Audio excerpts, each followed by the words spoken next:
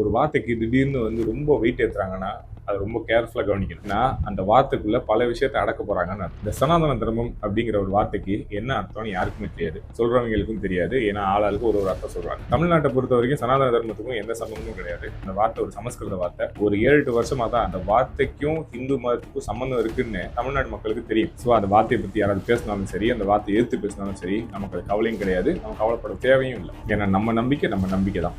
யாரோ ஒருத்தர் ஒரு வார்த்தை சொல்லிட்டா ஊரே பொங்குது அப்படின்னு காட்டுவாங்கல்ல, அந்த ஊரெல்லாம் பொங்கல. பிஜேபி ஆர்எஸ்எஸ் மட்டும்தான் பொங்குது. இப்ப இவங்க என்ன சொல்லுவாங்கன்னா, உனக்கு நம்பிக்கை இல்லை, நீ ஒரிஜினல் ஹிந்து கிடையாது, நீ ஒரிஜினல் ஹிந்து இல்லைன்னா ஒரிஜினல் இந்துத்துவா கிடையாது, ஒரிஜினல் இந்துத்துவா இல்லைன்னா நீ ஒரிஜினல் இந்தியனே கிடையாது. அதை சொல்றதுக்கு இந்தியாவிலே யாருக்குமே தகுதி கிடையாது.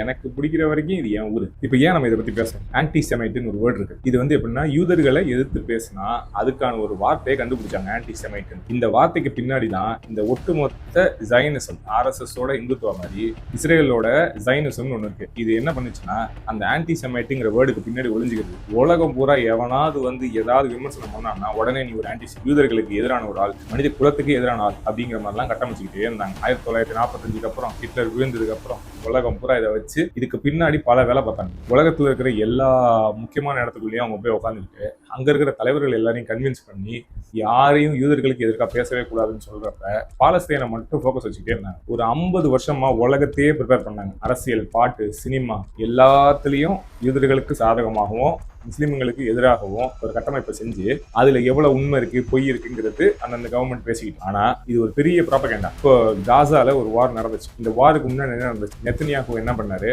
சுப்ரீம் கோர்ட்டை அடக்கி ஆளணும் அப்படின்னு ஒரு சட்டத்தை போட்டு இஸ்ரேல் பூரா பெரும் போராட்டம். இந்த போராட்டத்தை ஒரு காரணமா வச்சு காசால போய் அடிச்சாங்க. 2 வருஷம் அடிச்சாங்க. 1.5 லட்சம் பேருக்கு மேல கொண்டிருக்காங்க. அதுல ஒரு 50% மேல அத்தனை பேரும் பெண்களும் குழந்தைங்களும் தான். இதுல ஐரோப்பா வாய திறக்கல, அமெரிக்கா பயங்கரமா சப்போர்ட் பண்ணிச்சு, ஆஸ்திரேலியா பேசல, இந்தியா பேசல, சைனாக்கும் ரஷ்யாவுக்கும் அவங்க சொந்த பிரச்சனை இருக்கு. ஏன்னா சைனாக்கு தைவான் ஒரு இடத்த பிடிக்கணும் இருக்கு, ஹாங்காங் பிடிக்கணும், திபெட்டை பிடிக்கணும், ரஷ்யாவுக்கு உக்ரைன் அடிக்கணும். இது எல்லாத்தையும் நடந்துகிட்டே இருக்கும்போது இஸ்ரேல் பாட்டுக்கு அவங்க வேலையை அவங்க பார்த்துக்கிட்டே இருந்தாங்க. டெய்லி புணங்களா பார்த்து அதே மறுத்து போச்சு. இப்போ அடுத்தது என்ன பண்ணிருக்காங்க? ஈரான்ல போய் நிக்கிறாங்க. இப்போ இது எல்லாமே நம்ம எதுக்கு பாக்குறோம் அப்படின்னா, ஒரு 50 வருஷமா ஒரு விஷயத்தை பழக்கப்படுத்திக்கிட்டே இருக்காங்க அப்படின்னா எதுக்காக பண்றாங்க, என்ன பண்ண போறாங்க? அப்ப இந்தியாவிலையும் முஸ்லிமையும் பெண்களையும் தலித்தையும் ஒரு விதமா காரணமாக வச்சு ஒரு விதமா ட்ரீட் பண்றாங்க அப்படின்னா எதுக்காக நம்மளை ப்ரிப்பேர் பண்றாங்க? ஆர்எஸ்எஸ்னு ஒரு இயக்கம் பிஜேபியை ஏவி விட்டு மதத்தை பத்தி பேச வைக்குது, உணவை பத்தி பேச வைக்குது, உடைய பத்தி பேச வைக்குது, கல்யாணத்தை பத்தி பேச வைக்குது. இதை மட்டுமே